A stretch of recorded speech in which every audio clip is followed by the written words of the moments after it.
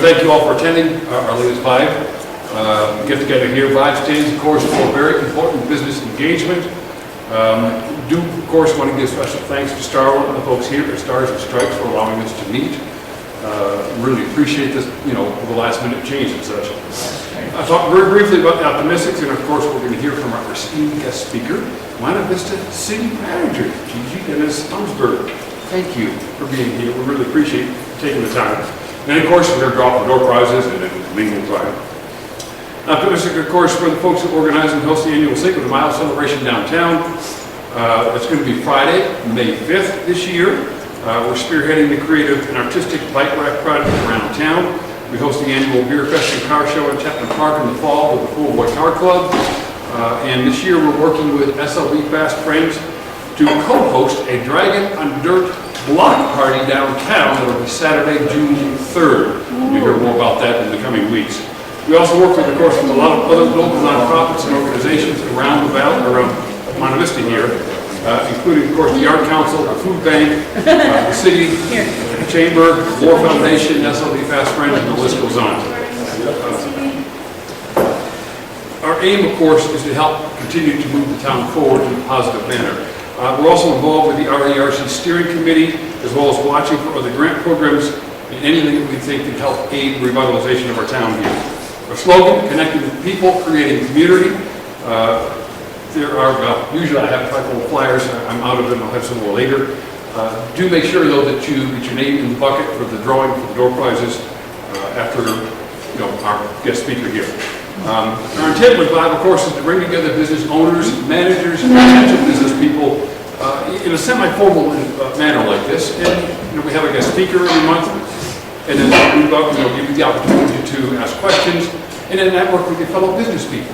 Again, how do we connect people and help them get together to learn from each other? And that's really part of the intent of what we're doing. My board, do we have anything to add? Mark? No, I do not. You do not? You do not? Okay, anybody else? Great. I have something. Yes. Sure. I want to thank Gigi as well for coming here today. I don't know if y'all understand how many hours she puts in a week. I don't know if she could tell you how many hours she puts in a week. But today is her one day off a week, and she graciously gave us part of her time. Oh, and I just want her to be recognized for that. Thank you, Gigi.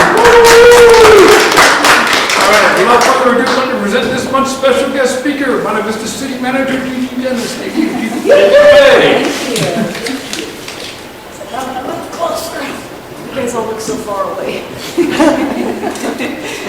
It's really a pleasure to be here with all of you, and I appreciate what the OptiMystics is doing within our community and how they want to help leverage their resources and their good old elbow grease and power behind them in order to get going and helping our community. The one thing about small communities is that you really have to depend upon each other to get things accomplished. And I love the initiative that OptiMystics has taken on. And then there's other groups.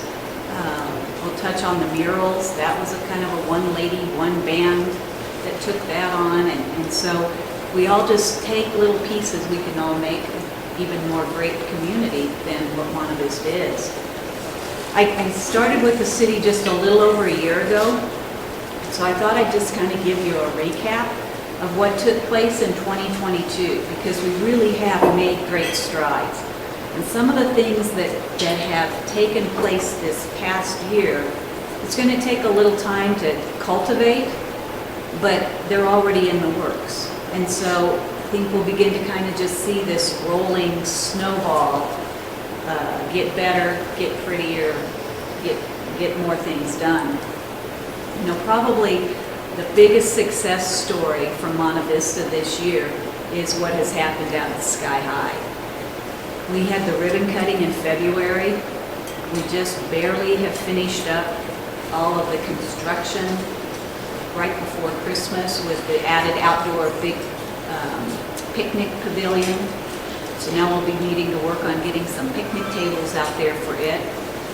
But Stephanie Roybal, who is the director and manager out there, She's working on compiling all the numbers and statistics, but we're close to like 48,000 people that have gone through that building this last year.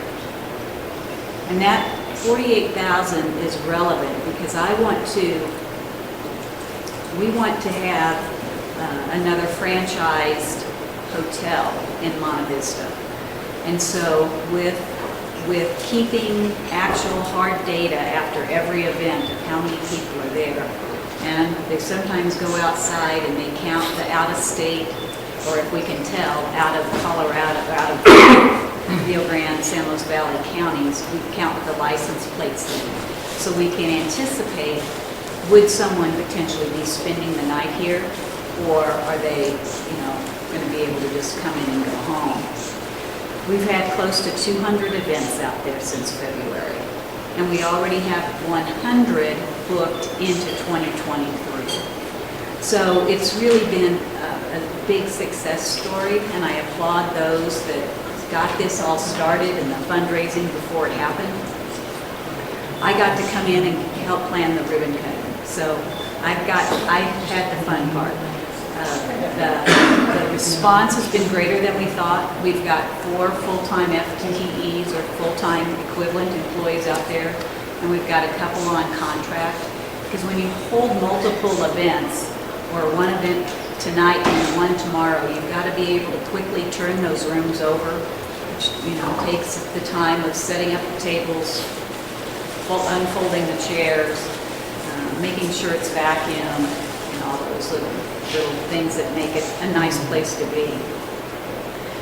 So we will be contracting. We got a grant to do a business plan on, I call it the Sky High campus. And so last night, City Council approved a company called Downtown Colorado Inc.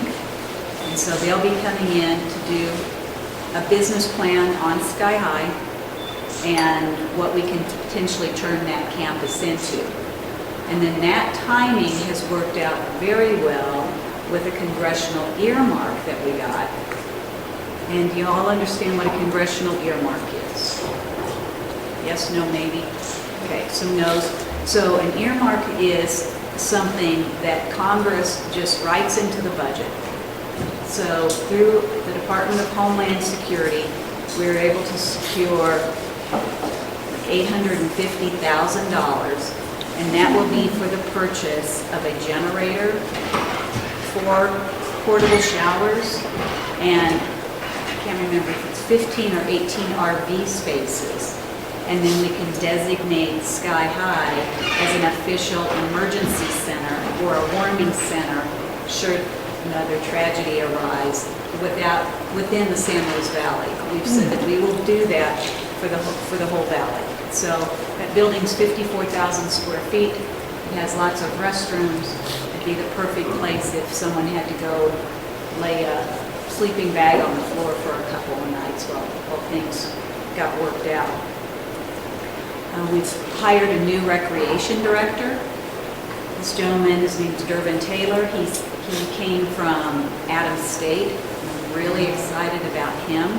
He seems very engaged and understanding kids and community and volunteers and involvement.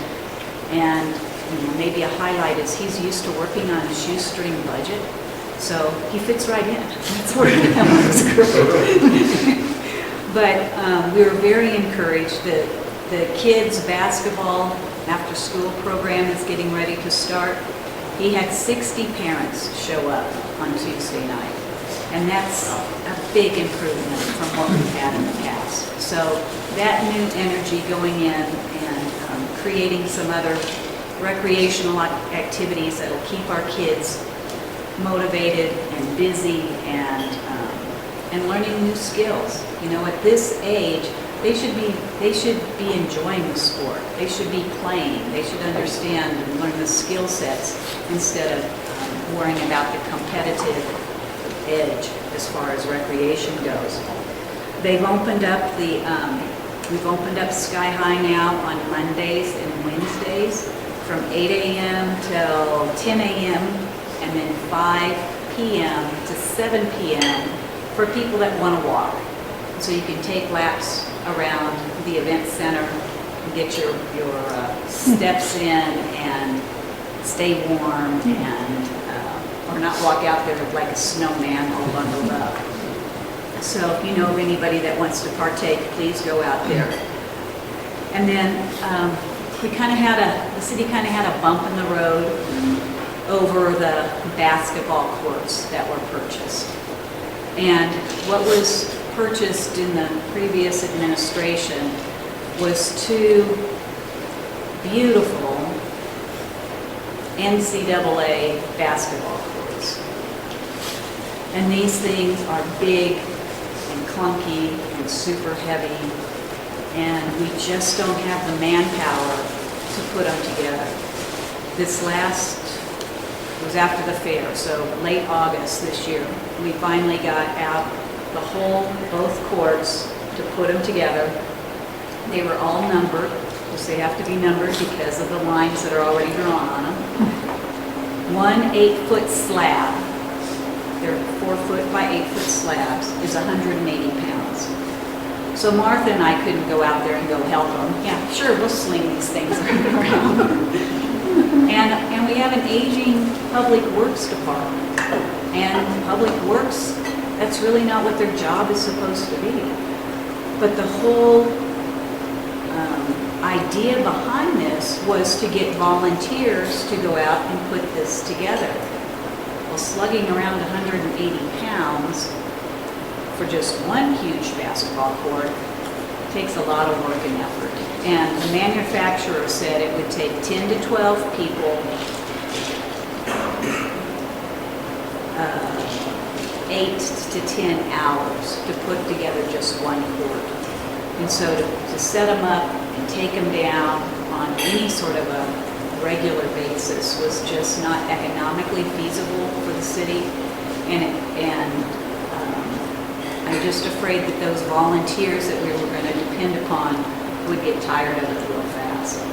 So council gave us the permission. We're putting it out to bid. We're going to sell both of those courts. And then the new athletic director has found a good product that they've even got one out of state that they use on the volleyball courts that we'll be able to use. We'll have the manpower to be able to put them together.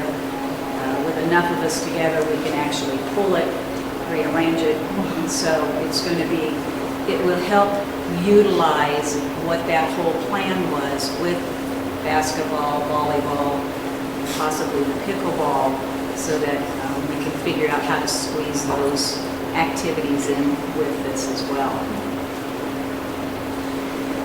This year we've also added a planning director and / community development person. I don't know really how long it's been since Monte has had that sort of a person to take on that role. But this gentleman, it's kind of a crazy story because I didn't realize that the Army has this sort of a program. But he was retiring from the Army, and the Army pays for a 6-month internship. And so he came in and said, hey, do you have a job that I could help with for 5 or 6 months, and then could it turn into a real job? And I said, yeah, we need a city planner. And he said, okay, well, what's a planner? So we talked about it, and he's taking online classes. So he switched his degree to urban planning, and DJ has just jumped in gung-ho. And so now if you have a question about, can I put up a fence? Where do you have a vacant lot? How can I build a house? What sort of sign can I put up outside my building? DJ can help work you through that. And we're trying to revise some of our ordinances so that they are kinder and friendlier. One thing we'll be proposing to council that, because we're looking at our fees, instead of having someone pay a fee to put a new sign or replace a sign on their building, if you come in and work with us, there's no fee. If you don't come in and work with us, then we're going to fine you. So we're trying to give the carrot at the beginning and say, okay, here are the rules, and let us help you work through these rules. And then after that, then we've got, everybody should be happy. We've got an opening on our planning and zoning committee right now, so if anybody's interested, you can go online and make that application. They're a group of 5. And then we also have what we call the Urban Renewal Authority. And the Urban Renewal Authority was established in Monte Vista back in 1988. And they are one of the Monte Vista is one of the longest standing urban renewal associations in the whole state of Colorado. And they were the ones that how many of you have been in Monte Vista back in the 80s? Some of you weren't even born. 6 months. There you go. Larry may remember this, but Full and Wider Park had more trees, and the Shell station didn't sit there. And so part of urban renewal was, let's widen that highway a little bit, let's take out some trees, make the park a little smaller, and they wanted to develop that corner for new commerce.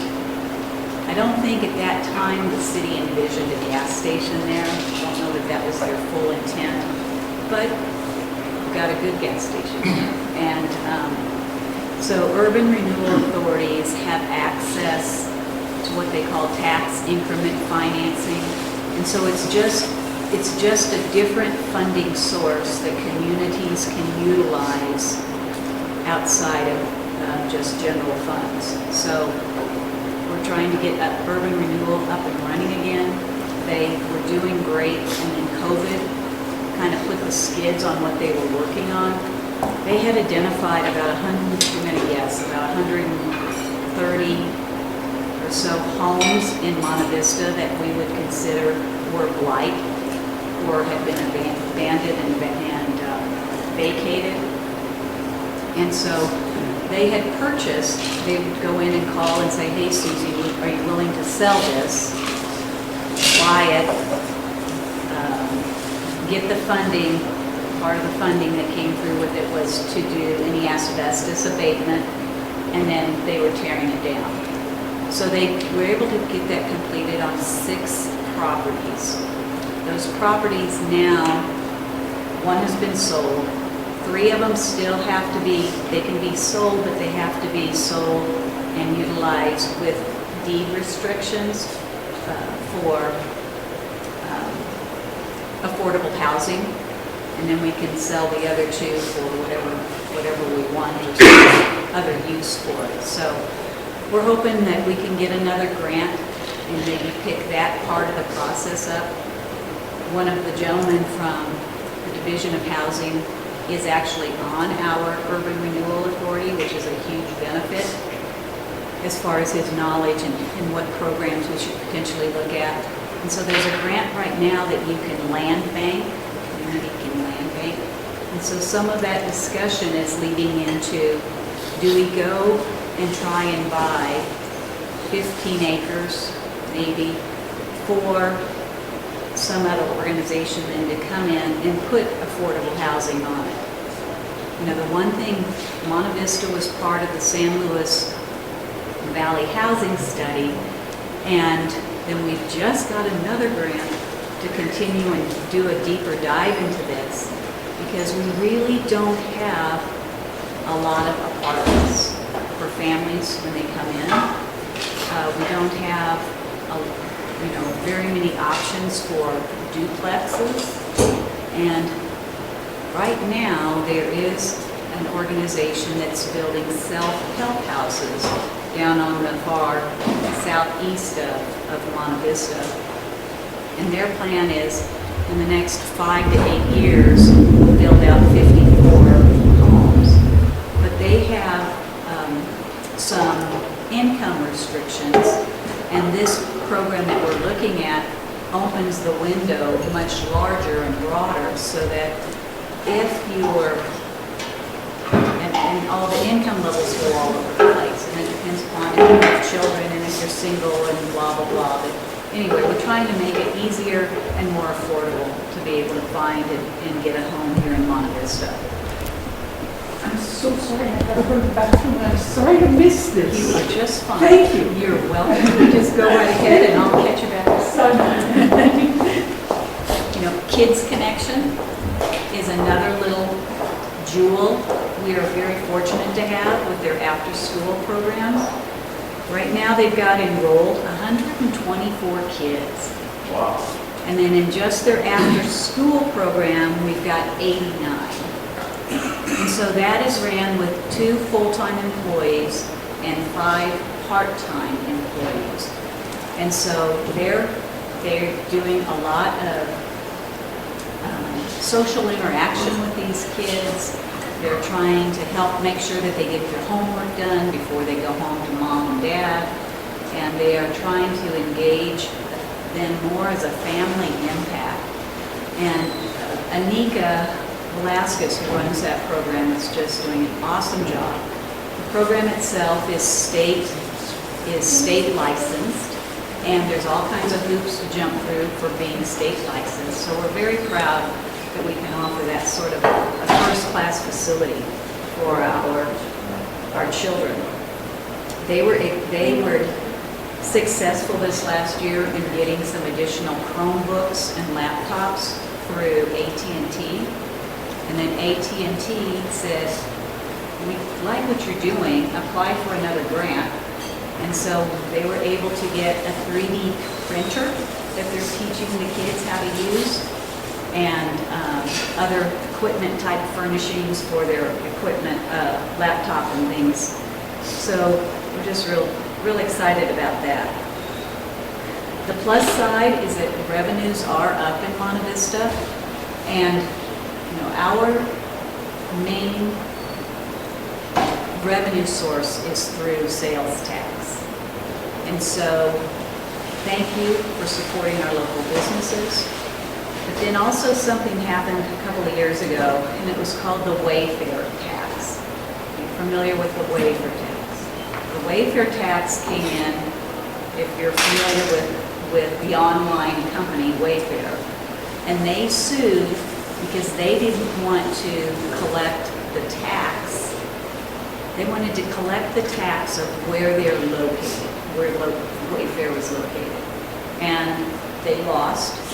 And instead, that tax is passed on to the local governments. So where I actually live a little bit out of town. So if I order something, I have to pay the county taxes. I now, since I've got an office in Monte Vista, I can have things delivered to City Hall. So I'm paying the city tax, which helps pay my salary.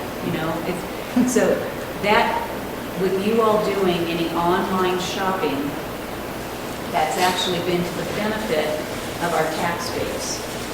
And so instead of thinking of driving down Mosa and wading through Walmart, think about ordering whatever you need online, and it's delivered here, and then Monte Vista benefits. That's just kind of the way to think about it. We've got, with those revenues, Monte Vista, our sales tax itself is about $4.3 million. But with the other grants and then fees, court fees, the water and sewer fees, the conservation trust funds, all of that together, we operate a little over $10 million. So that's a pretty healthy budget for a community of our size. The 1 cent, you had questions about it. It brought in a little under $650,000 this year. And that 1 cent, the citizens here passed that a few years ago, with 40% of it going to help with the operations and maintenance of Sky High. 35% of it goes to our roads and road maintenance. and then the other 25% goes to the police department. So we've changed some things. We've got an awesome police force. They've just done a terrific job taking primarily tips from residents and being able to pinpoint where some of these drug houses are. We've locked some people up, and that's gotten drugs off the street, and that's a good thing.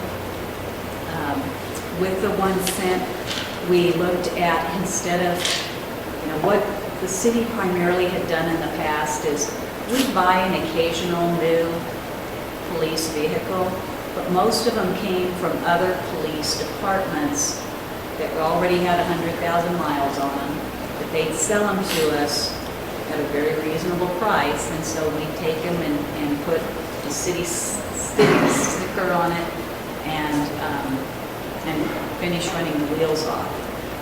So now we were able to buy pretty much a new fleet of vehicles this year. Excuse me, we didn't buy, we leased them. And so we were able to lease them for lower than what we were able to purchase them for, and we'll be able to rotate them out and keep, one of their primary tools of being successful up and running well. Let's see, a couple other things we're working on. We've got, if you've been following any of the news, we've got to build a $30 million wastewater treatment plant.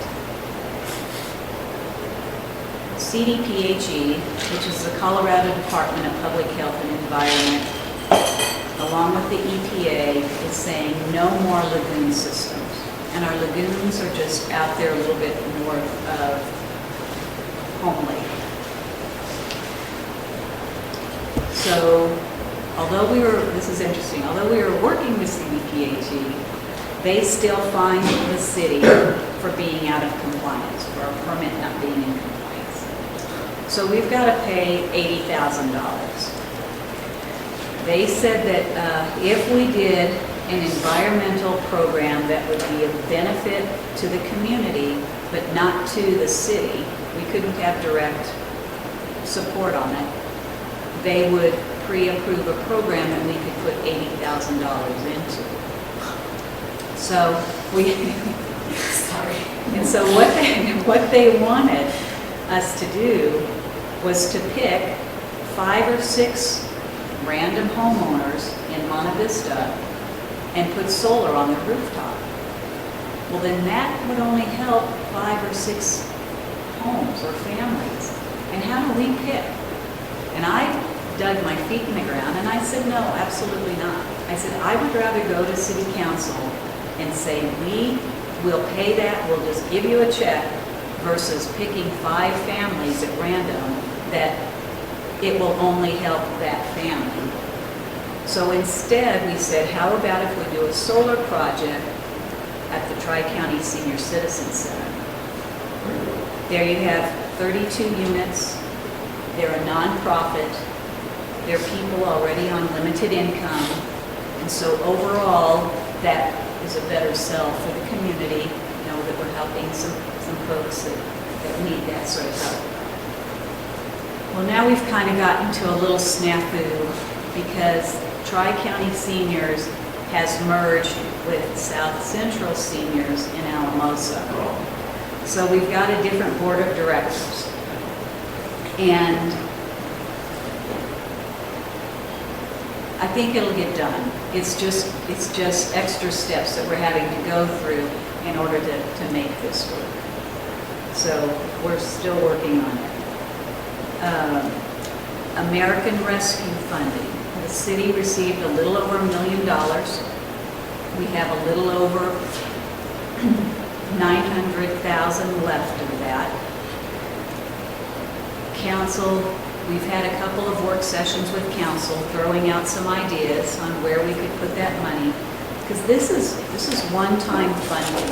And this funding, if we can help leverage it with some other grants, could truly benefit and enhance some of our assets in the community. So we're trying to make sure that we've got a list that council likes and that we've got to get those funds committed. And then they run out in 2024.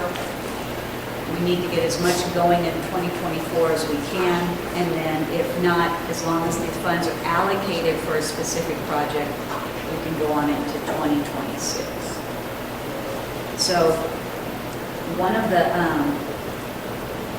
the things that the council seems a little bit interested in is to make an interchange out of Pintada on the west end of town. Working with CDOT is always a challenge, and it's very expensive to do that sort of road work. But if we can get some buy-in, then that could potentially help grow and give us some other commercial space. So Monte Vista is pretty much landlocked. We just don't have a lot of room to grow. And so what we're hoping is that we can be strategic in the projects we select, and we'll be able to help then for future growth within the community. And so I've rattled on a long time, and it's kind of my thoughts. And what questions do you all have?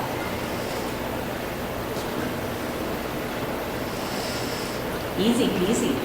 That's great. Great update. Well, when you just learned a lot of that you didn't know. Yeah. You just shared a lot of stuff that's going on that's important, and yeah. Well, good. And Marie does a great job. Thank you, Marie, for covering a lot of city council. We don't get a lot of participation, which I don't know if that's good or bad, but council does talk about a lot of important things, and so the council meetings are always the first and third Thursdays of every month, and they start at 6 p.m. Sometimes they're short. Last night, we had some executive sessions that had to take place, and so we didn't finish up till 9 o'clock. But it's all good stuff. Of course, council meetings are online too. You can't make it. Yep, they No are one's online. watching. And we're trying to work to get it so that we can live stream instead of tape it and then put it online the following day. So we're doing that, but please come by, ask questions, give your input. Oh, there's one more very important thing that I need all of you guys to write down on your calendars. And that is, one of the grants that we received was through the EPA. And they had a grant that was called your Rural Economic Recreation Program. I don't know. It was a competitive grant across the nation. Monte Vista was one of 22 communities that got this. The only other community in Colorado that has received one is Glenwood Springs. And so we'll be having some of the feds from DC actually will be coming to Monte, and it'll be kind of broken up into a 3-day series of what does the community want for recreation. And this is twofold. The benefit is, what do we want as a community for who's here? What else can we create that will bring outsiders into our community because we have it? And so I want big, wild thinking. And the idea with the EPA part of it is you've got new people coming into town, and they're coming to your restaurants, they're looking at your shops, and so they're spending some local new money. One crazy idea I have is the Shriver Wright wildlife area out by Home Lake. If you haven't walked it, it's beautiful. It's a great place to go take your dogs. And I want a zip line across the Rio Grande River. Wouldn't that be crazy? You outdid my water park. What? You outdid my water park. Outdid your water park. So we'll be getting invitations out to that. It's open to the public, so if Adam has your email addresses, I can send it to him and he can disperse it.